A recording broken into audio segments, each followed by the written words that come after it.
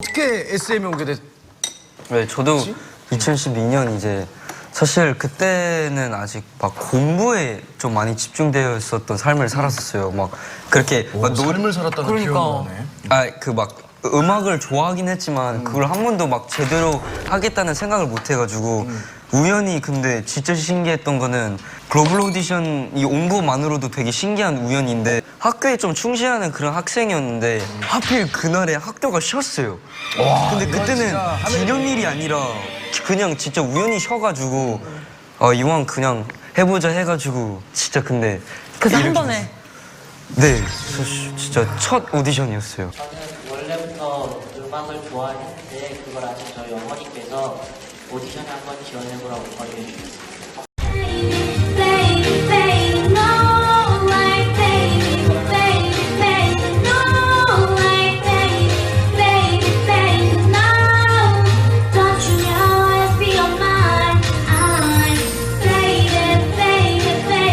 드림이들의 오디션 경험담 궁금해요 라고 하셨어요. 근데 여기서 오디션으로 들어온 친구들이 누구죠? 저밖에 없어. 내가 오디션 그 이메일을 보냈어. 근데 보냈는데 오디션 날짜가 23일이었어. 근데 22일에 저녁에 갑자기 온 거야. 그 메시지가. 왜냐면 난 중국에서 기차 타고 3시간 가야 되는 곳이거든. 근데 갑자기 와가지고 나는 절망했었지. 그 전에는 떨어졌구나 이렇게 생각했는데 갑자기 밥 먹다가 갑자기 친구랑 밥 우와 해서 바로 엄마 아빠 뛰어가가지고 제발 이거 해주세요 해가지고 다음날 그 기차 사가지고 아침에 왔어. 오 역시. 그래서 오디션 해가지고 또 붙었어. 기차를 사네요. 네, 그래서 그렇게 아슬아슬하게 내가 왔다고.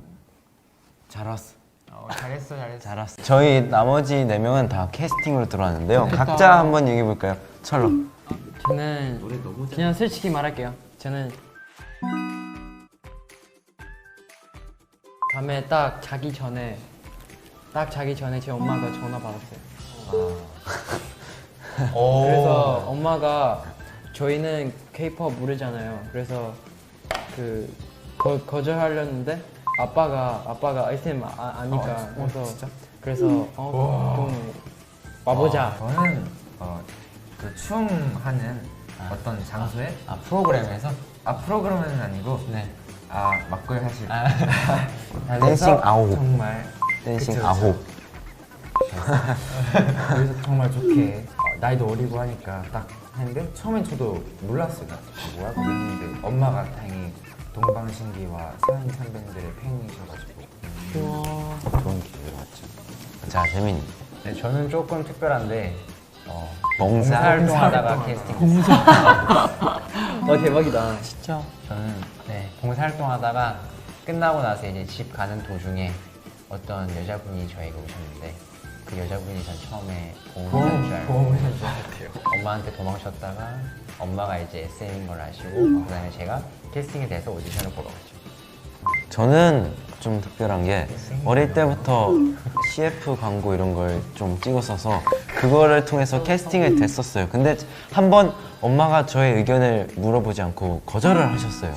야. 근데 두 번째 왔을 때 저한테 혹시나 물어봤는데 그때 제가 한다 그래서 캐스팅이 됐어요. 야 역시 왔어 쟤는. 운명은 못 막아.